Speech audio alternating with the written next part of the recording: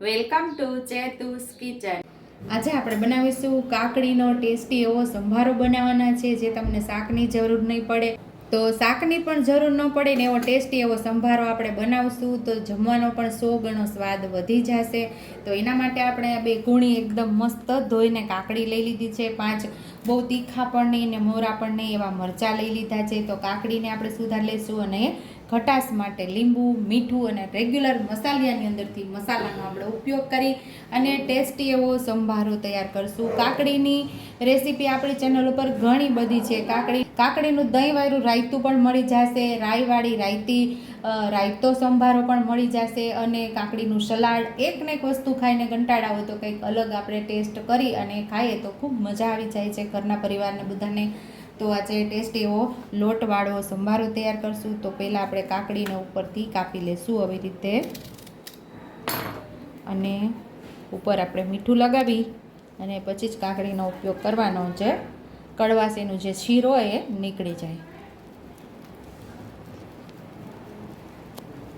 તો બંને બાજુથી આપણે ઉપરનો ભાગ કાઢી લીધો છે અને હવે આપણે કાકડીને પતલી સુધારી લઈશું આવી રીતે 2 ભાગ કરીને। તમે છાલ ઉતારીને પણ આનો સંભારો તૈયાર કરી શકો છો, પણ આપણે કૂણી કાકડી લીધેલી છે એટલે એનો છાલ પણ સરસ કૂણી એવી હોય છે એટલે એનો સંભારો મસ્ત એવો થાય છે।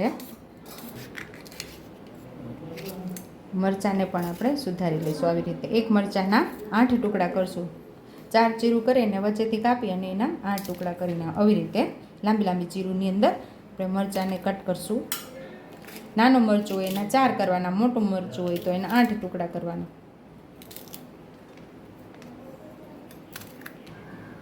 અહીં આપણે કાકડી પણ સુધારી લીધી છે, મરચાં પણ સુધારી લીધા છે અને લીંબુના 2 ટુકડા કરી લીધા છે। તો અહીં આપણે એક નાના ચમચા જેટલું તેલ ઉમેરશું।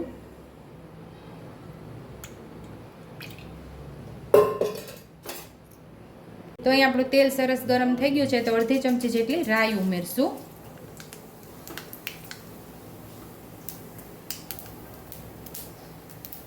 5 ચમચી જેટલી હિંગ ઉમેરશું। પહેલાં આપણે મરચાંને ઉમેરી દઈશું।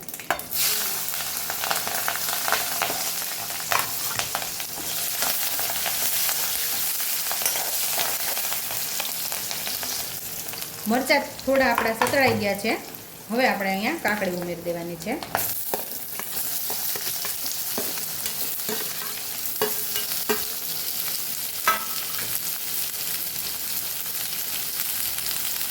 પાંચ ચમચીથી થોડી વધારે હળદર ઉમેરી દઈશું।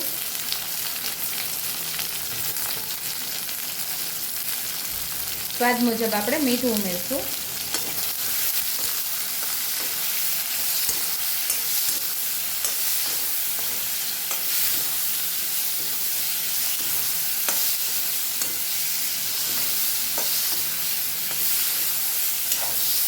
આ કાકડીને આપણે બહુ પાકવા નથી દેવાની, ક્રન્ચી એવો સ્વાદ આવે ને એવી જ આપણે પકાવવાની છે। માત્ર થોડી વાર સાતળશો એટલે જે એનું પાણી છૂટશે એ બળી જાય ત્યાં સુધી જ આપણે એને સાતળવાની છે અને તેલ પણ આપણું સરસ એવું છૂટું પડવા લાગ્યું છે। તો અહીંયા આપણે એને થોડી એવી સાતળી લીધી છે, તો 2 ચમચી જેટલો આપણે ચણાનો લોટ અહીંયા ઉમેરવાનો છે અને અહીંયા આપણે કાચો જ ચણાનો લોટ ઉમેરેલો છે। ગેસ ધીમો કરી દઈશું અને એને આપણે સાતળશું એટલે આપણો લોટ સરસ પાકી જાય।